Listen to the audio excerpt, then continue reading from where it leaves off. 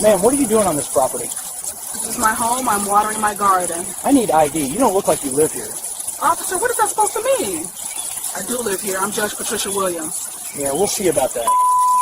It was 7:23 a.m. on a quiet Tuesday in September, and the morning sun was just beginning to touch the manicured lawns of an upscale neighborhood. Judge Lillian Harper was outside watering her flower beds in gray sweatpants and a simple t-shirt, her hair tied back in a ponytail. Her routine was peaceful, familiar, ordinary, but in a few moments, her calm would be shattered in a way she never imagined, and the events that followed would shock an entire city.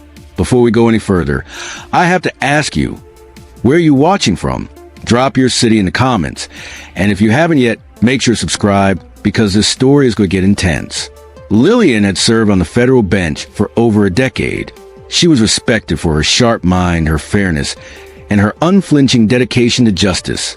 Her home reflected her life, a beautiful colonial-style house meticulously kept with a garden she tended herself.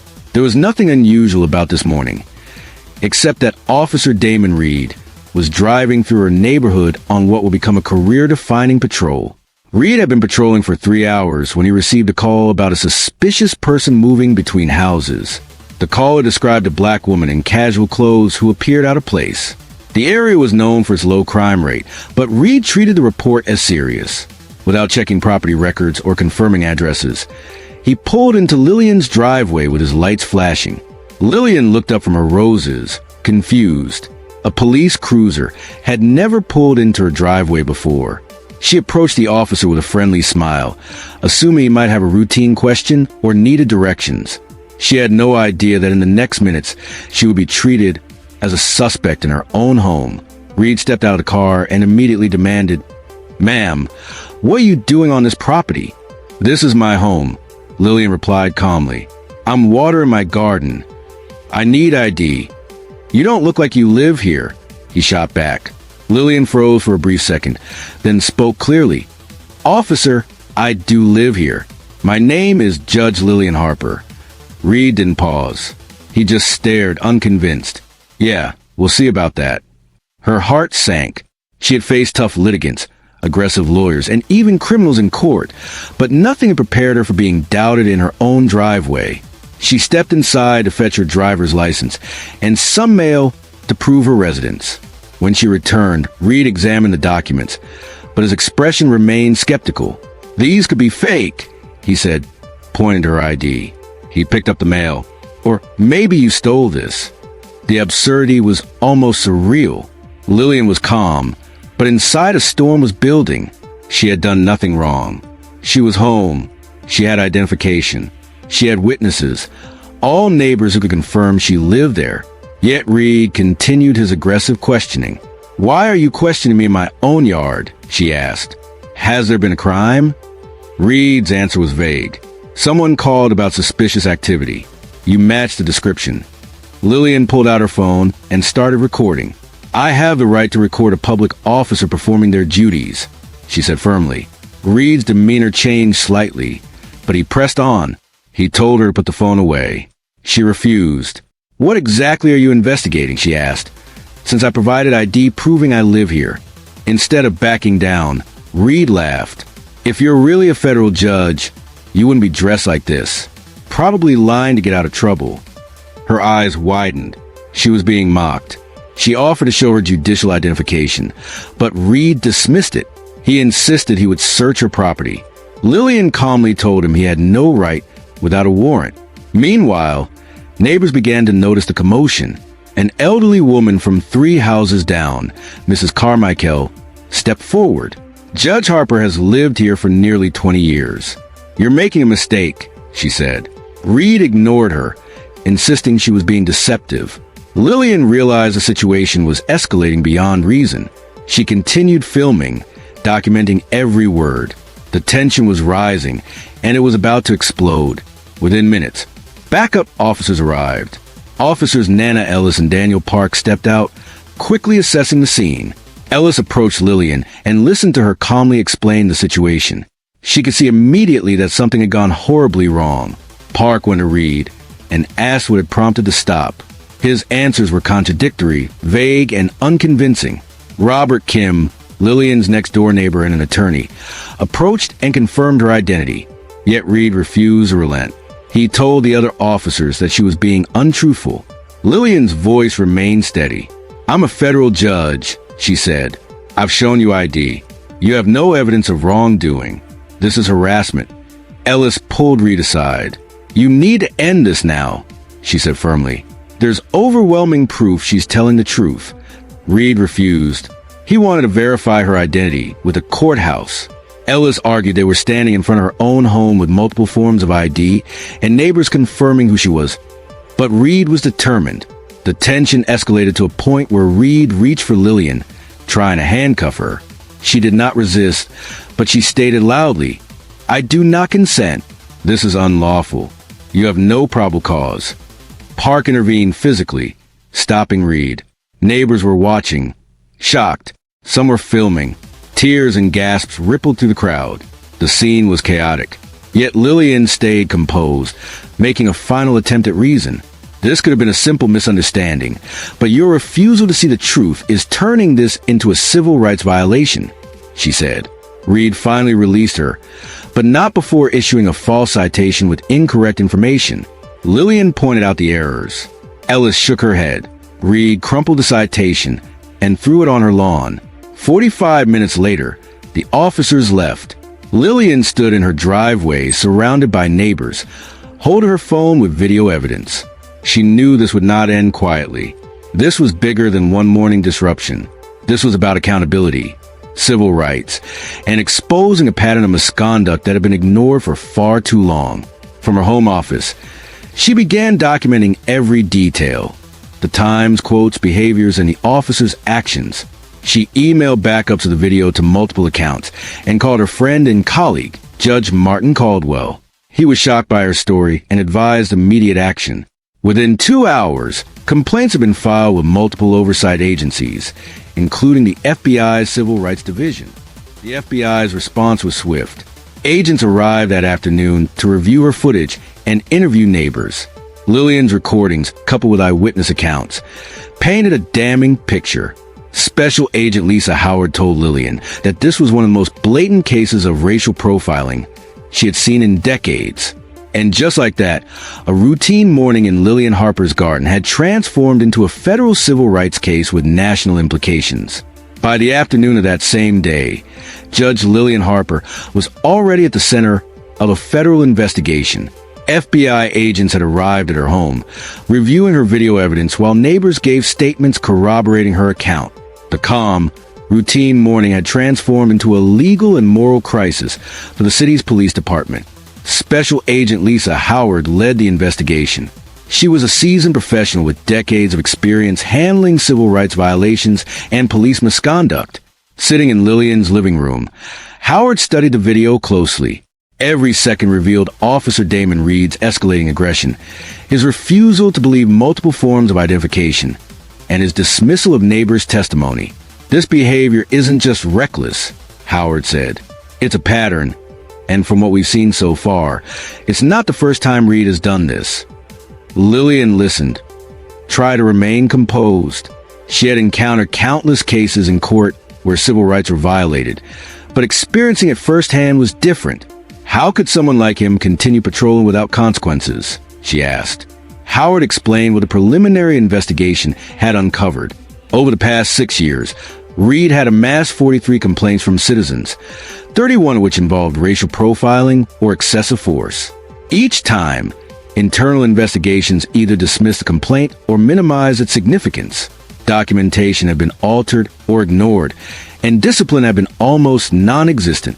In total, Reed's actions had already cost the city more than $200,000 in settlements, all under non-disclosure agreements that kept the public unaware. The story was worse than Lillian had imagined. Reed had repeatedly targeted black residents in upscale neighborhoods, stopping them under false pretenses, detaining them, and creating false narratives in official reports. There was even an incident involving a black surgeon leaving his clinic, another involving a professor walking on campus, and yet another with an off-duty black police officer visiting family. Each followed the same pattern: immediate suspicion, dismissal of ID, escalation, and fabrication of report. Howard continued. The department not only tolerated his behavior, but in some cases rewarded it. He was assigned to minority-heavy areas, specifically because his supervisors believed he would intimidate residents into compliance. Lillian's heart sank. This wasn't a single officer acting on his own. It was a systemic problem. She realized that her status as a federal judge had given her protection most people would never have. If this had happened to an ordinary citizen, she said quietly, it would have gone unchecked. They might have even gotten away with it entirely. Meanwhile, the investigation revealed complicity at multiple levels of the police hierarchy. Reed Supervising Sergeant Michael Foster had repeatedly covered up misconduct. He edited incident reports to remove references to racial profiling, coached Reed on writing false narratives, and intimidated witnesses who attempted to file complaints. Emails showed that Foster strategically assigned Reed to neighborhoods with higher minority populations, fully aware of the officer's tendencies. The department's chief, William Carver, was also implicated. He had been briefed multiple times on Reed's pattern of abuse, but took little to no action. Carver prioritized avoiding negative publicity over accountability, blocking attempts to implement body cameras, civilian review boards, or transparent complaint procedures. As Lillian absorbed the scale of the problem, she realized why her case had become so urgent. This was more than an isolated incident. It was a window into a systemic violation of citizens' civil rights. Every part of the system that was supposed to check Reed's behavior had failed. Over the next week, federal agents conducted extensive interviews with neighbors, former colleagues of Reed, and even officers who had quietly raised concerns in the past. One former colleague admitted, everyone knew Reed had issues with minorities. We just didn't say anything because the system rewarded silence. Lillian's own documentation became a critical piece of evidence. Her video, timestamps, witness statements, and the citation Reed had issued, all incorrect, painted a clear picture of misconduct. She worked with her attorney, Maria Santos, a seasoned civil rights litigator, to ensure nothing would be overlooked. Santos immediately understood the case's broader implications. This isn't just about money, she said to Lillian. It's about forcing a department to face the truth, to change policies, and to prevent this from happening again. As the investigation deepened, the FBI discovered that Reed's recent training on racial bias and constitutional policing, completed just 6 months prior, had been ineffective. He scored poorly on the assessments and openly mocked the need for such training to colleagues. The evidence painted a picture of an officer who knew better, but refused to act ethically. Howard turned to Lillian. You know, Judge Harper, what you have here is unprecedented. Most victims of this kind of misconduct never get the attention you're getting. Your position gave you access that most people wouldn't have, and that's why we're able to act so quickly. Lillian nodded, though the weight of the situation was heavy. She couldn't forget the humiliation she had endured in her own front yard. The laughter, the disbelief, the attempt to arrest her while standing in her driveway. But now she was channeling that experience into action that could protect countless others. The city itself began to feel the repercussions. As Howard's team compiled evidence, Santos prepared a legal strategy to demand not only monetary compensation, but comprehensive reforms, mandatory body cameras, independent civilian oversight, bias training, and transparent complaint procedures. 3 weeks after the incident, federal agents executed arrests at Reed's home. He was charged with deprivation of rights under color of law, a federal crime that carried severe penalties.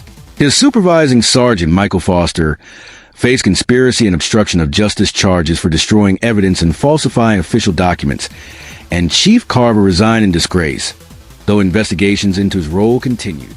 The news sent shockwaves through the community.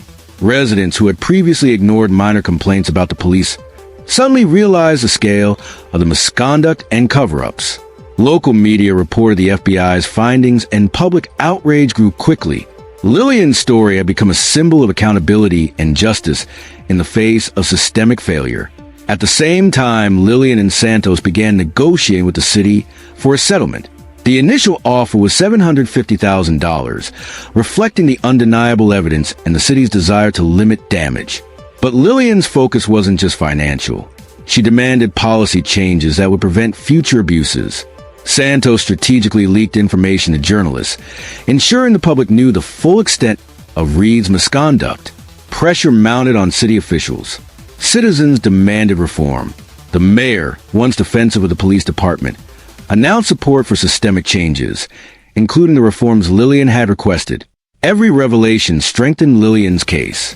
Records showed Reed had been paid extra overtime for assignments in minority neighborhoods, confirming that the department had actively encouraged his pattern of harassment. Public exposure of these facts intensified political and social pressure. The morning sun had barely risen when Judge Lillian Harper sat at her kitchen table reviewing the latest reports from the FBI. Her front yard incident, once an isolated and humiliating event, had become the epicenter of federal investigation. The story of her wrongful harassment had captured national attention. Television crews, journalists, and community activists now followed every development. Lillian's phone rang constantly. It was her attorney, Maria Santos, calling with updates on the city's response and the unfolding legal strategy. Santos was relentless. They want to settle quietly, but we're not just going to take money. We're going to force real change, she said firmly. The city's initial offer of $750,000 sat on the table. While significant, Lillian knew it was not enough. Her focus was systemic reform, mandatory body cameras, transparent complaint processes, civilian oversight boards, and comprehensive racial bias training. Monetary compensation without accountability would be meaningless. Meanwhile, the public's reaction was intense. Community meetings were packed. Citizens demanded answers, and local media highlighted every detail of Reed's misconduct. Stories poured in from victims who had previously been silenced by non-disclosure agreements. A black college student shared how he had been wrongfully detained walking home from class. A small business owner told reporters about Reed harassing customers outside his shop. Lillian's experience had opened the floodgates, and suddenly the city could no longer ignore the pattern of misconduct. Courtroom preparations began. Lillian, a federal judge herself, understood the intricacies of civil rights law better than most.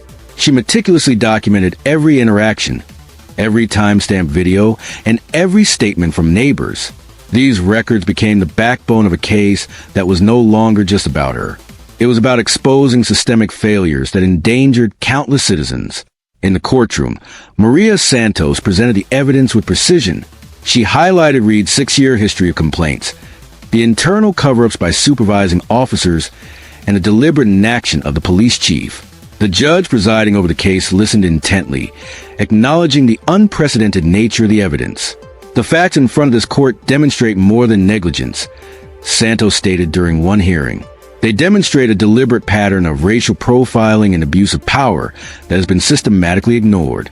My client, Judge Lillian Harper, experienced firsthand what countless citizens have endured silently for years. The city tried to push back, emphasizing the settlement offer and arguing that individual officers should bear responsibility, not the department as a whole. But Santos countered, showing internal emails and records proving that Reed's supervisors knew of his behavior and actively allowed it to continue. The evidence painted a damning picture. Systemic failure at every level. Outside the courtroom, Lillian spoke publicly about her experience for the first time. She detailed the morning in her garden, the laughter, the disbelief, and the attempt to arrest her, but she emphasized that her position had shielded her in ways most citizens would never have.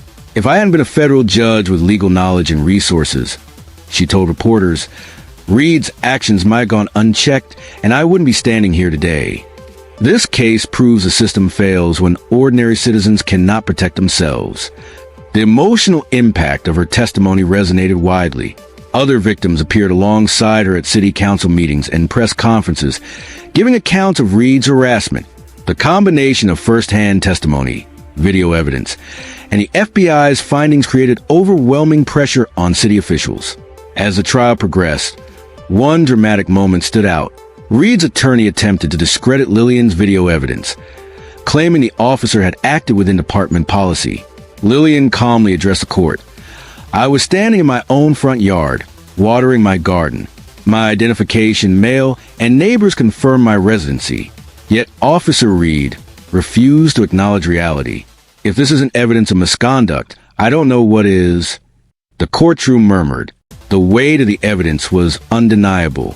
Video footage, multiple witnesses, and the documented pattern of prior misconduct made it impossible to argue that this was an isolated incident.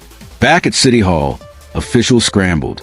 Public outrage intensified, fueled by widespread media coverage. Business leaders threatened to relocate operations due to reputational concerns. City council meetings turned heated with residents demanding accountability. Each new revelation weakened the city's position, forcing officials to consider the reforms Lillian and her attorney demanded. Lillian's legal strategy was brilliant. Instead of settling quietly, she used the media attention to amplify pressure for systemic change. Each week brought new revelations about Reed's misconduct, and each revelation made the city's resistance less tenable. Records showed Reed had been specifically requested for assignments in minority neighborhoods, reinforcing the argument that the department had encouraged racial profiling. The public response was swift. Calls for resignations filled local media outlets. Activists organized rallies. Residents flooded council meetings demanding reforms. Lillian's case had become a catalyst for accountability and transparency in policing. Even within the police department, the impact was immediate. Officers who had previously remained silent began speaking out, confirming the patterns of misconduct and cover-ups.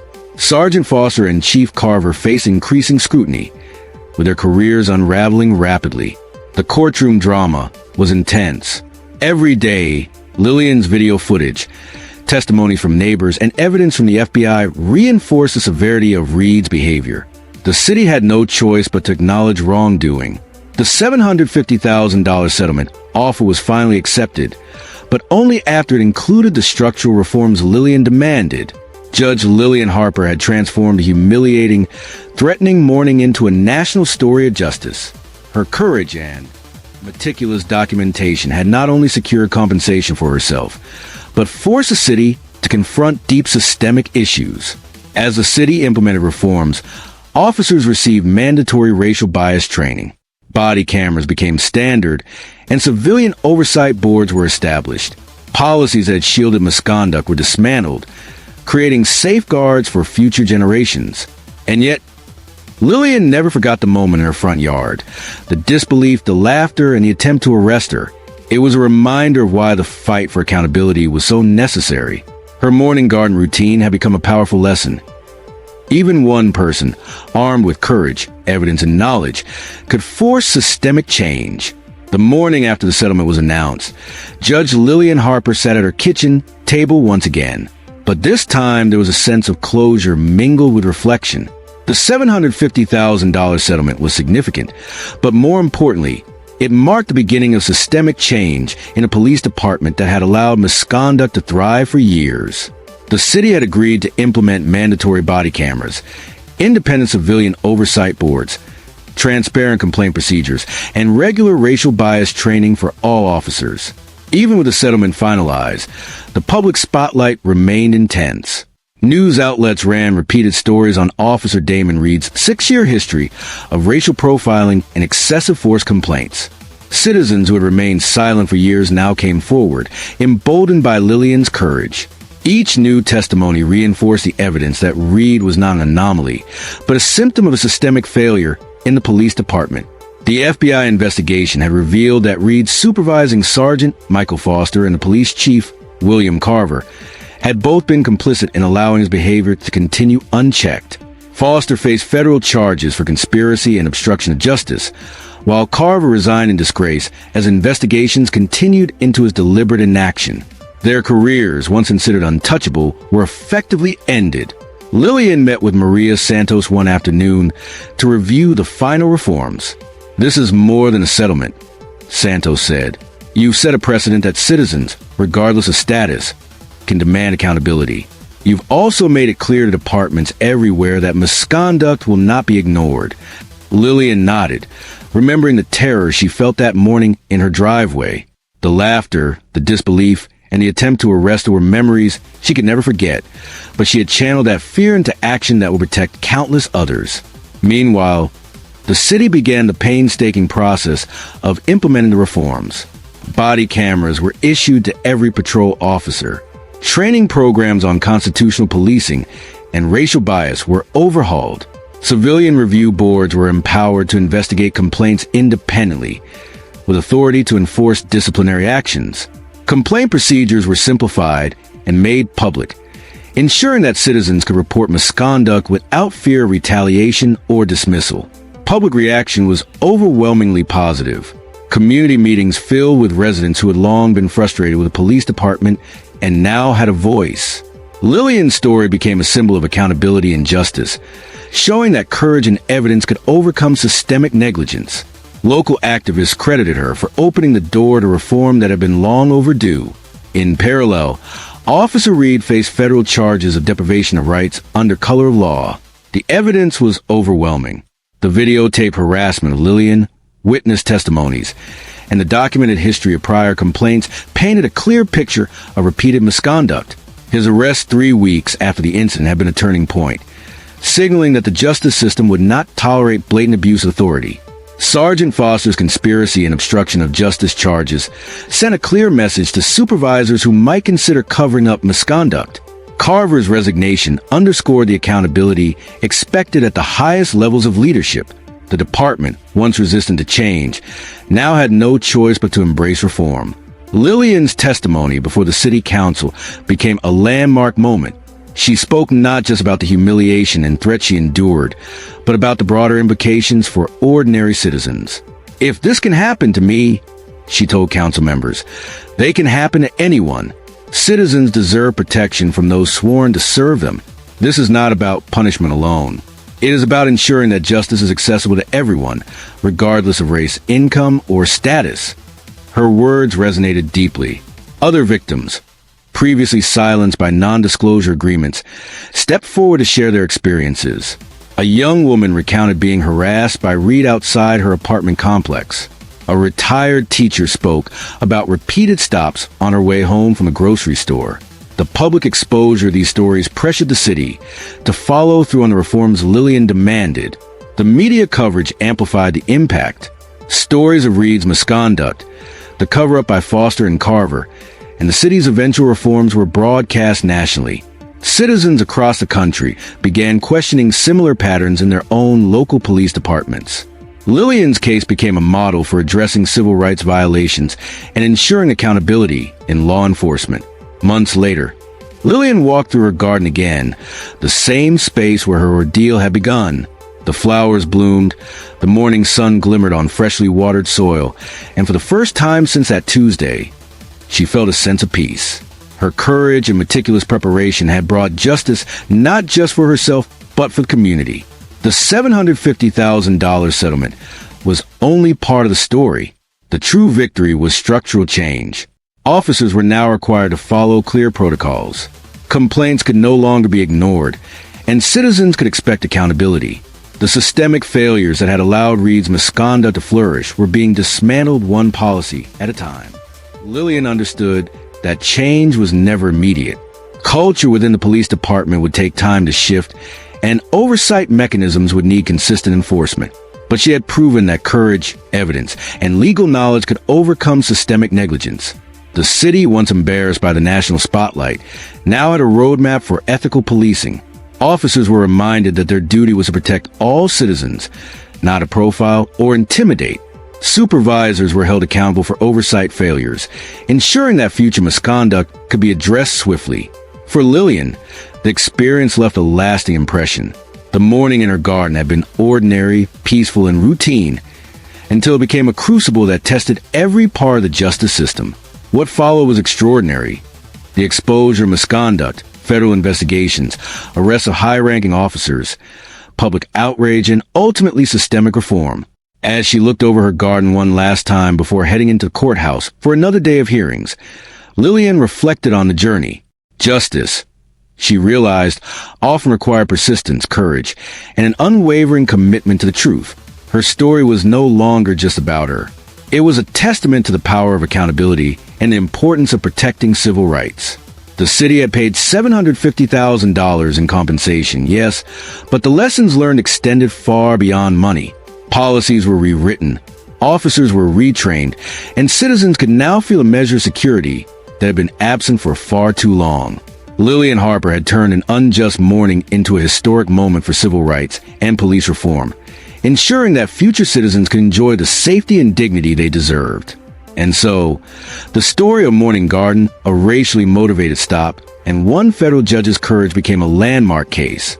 It revealed the deep flaws in a system designed to protect citizens and demonstrated how one person's voice, backed by evidence and persistence, could change the course of an entire city. In the end, Lillian Harper's experience serves as a reminder. Even ordinary routines can intersect with injustice.